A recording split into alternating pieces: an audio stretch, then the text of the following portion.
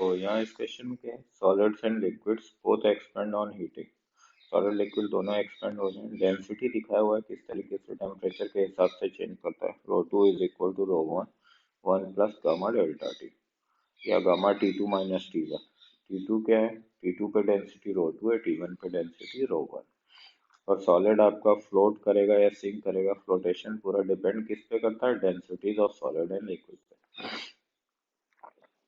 A cubical block of solid floats in a liquid with half of its volume submerged in the liquid as shown।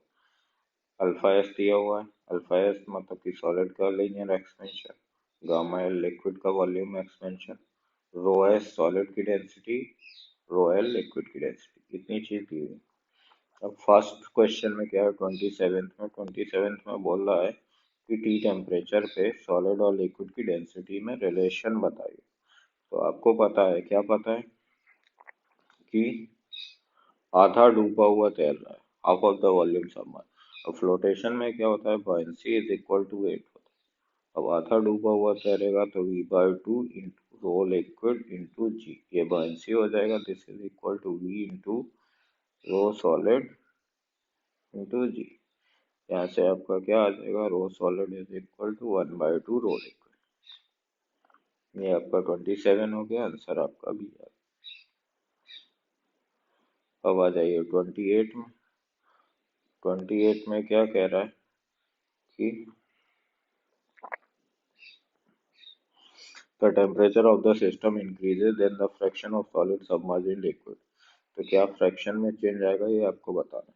अब आपको ये relatively दिया नहीं हुआ है कि गामा सॉलिड बड़ा है या गामा लिक्विड, या अल्फा सॉलिड और गामा लिक्विड में क्या रिलेशन है। जब दोनों का कोफिशिएंट ऑफ एक्सपेंशन नहीं पता तो आपको ये नहीं पता कि सॉलिड की डेंसिटी में ज्यादा चेंज हो रहा है या लिक्विड की डेंसिटी में ज्यादा चेंज हो रहा है। जब आप दोनों की डेंसिटीज को किसी और टेम्परेचर पे कंपेयर नहीं कर पा रहे हैं तो आपका ये इनएडिक्वेट इंफॉर्मेशन हो जाएगा, कंप्लीट इंफॉर्मेशन नहीं है टू टेल दैट की वॉल्यूम सबमर्ज विल इंक्रीज और डिक्रीज।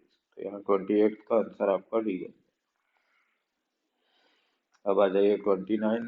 29 में क्या है, imagine fraction submerge does not change on increasing the temperature then relation between gamma L and alpha S. तो फ्रैक्शन सबमर्ज चेंज नहीं हो रहा है, आप इक्वेशन क्या बनाएंगे फिर भी, buoyancy is equal to weight. अब सपोज V1 आपका सबमर्ज पार्ट है तो V1 रोयल इंटू जी, ये आपका वो हो जाएगा buoyancy। वेट आपका क्या हो जाएगा, complete volume V0 into rho solid into G. तो यहाँ से आप क्या लिख सकते हैं, V1 by V0 is equal to rho solid upon rho liquid.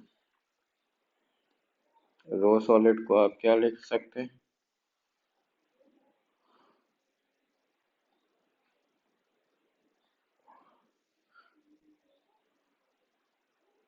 One plus gamma solid delta T. और यहाँ पे क्या लिखेंगे, रो है one plus gamma L delta T.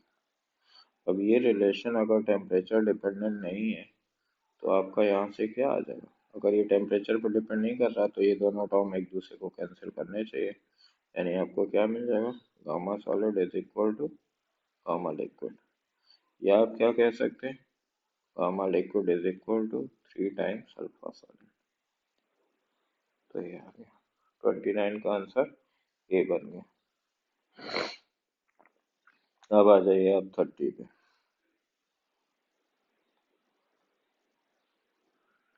30 में क्या लिखा हुआ है, imagine the depth of the block submerged in the liquid does not change on increasing the temperature। मतलब कि ये आपका ब्लॉक था, इसका एच पार्ट ये डूबा हुआ था और ये डेप्थ आपका चेंज नहीं हो रहा है, ये डेप्थ चेंज नहीं हो रहा है। तो आप फिर से रिलेशन क्या लिखेंगे, buoyancy is equal to eight.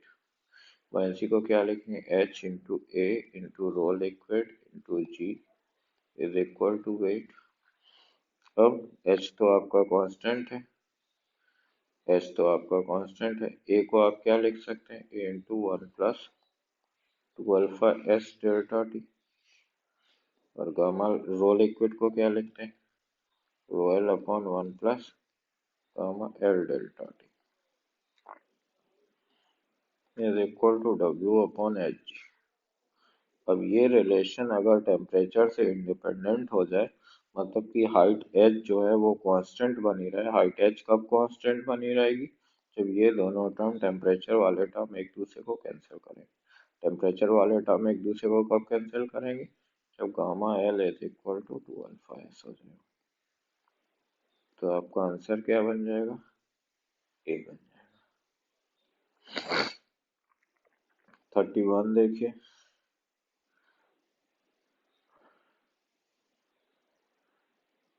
assume block does not expand on heating. The temperature at which the block just begin to sink liquid. Block का एक्सपेंशन नहीं ले रहा है, ठीक है। तो शुरुआत में क्या है, आधा डूबा हुआ तैर रहा है, आधा डूबा हुआ तैर रहा है, यानी कि रोयल नॉट, शुरुआत में आधा डूबा हुआ तैर रहा है, या शुरुआत में डेंसिटी रोयल है, तो रोयल इंटू V/2 या V0/2 जैसे भी लिखें, into G is equal to,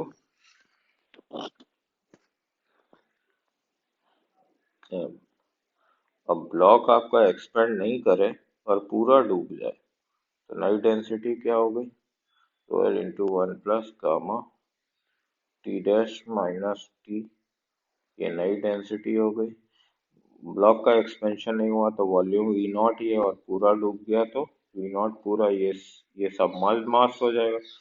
ये this is density of liquid, this is volume of, तो ये आपका पूरा क्या आ गया, mass of the liquid displace into g is equal to mg। तो यहाँ से आप क्या लिख सकते हैं, यहाँ से आप दोनों इक्वेशन को कंपेयर करें, 1 और 2 को, दोनों इक्वेशन को आप कंपेयर करेंगे तो आपको क्या मिलेगा, ρl/2 is equal to ρl/2 is equal to ρl 1 + gamma liquid into t dash minus t. तो आपका क्या आ गया,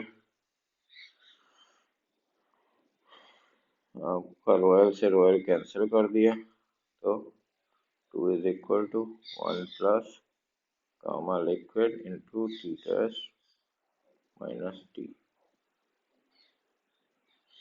तो टी डैश आपका क्या आ गया,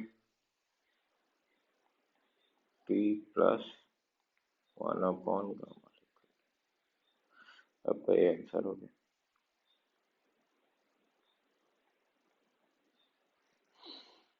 तो इस तरीके से आपका पैराग्राफ हो गया।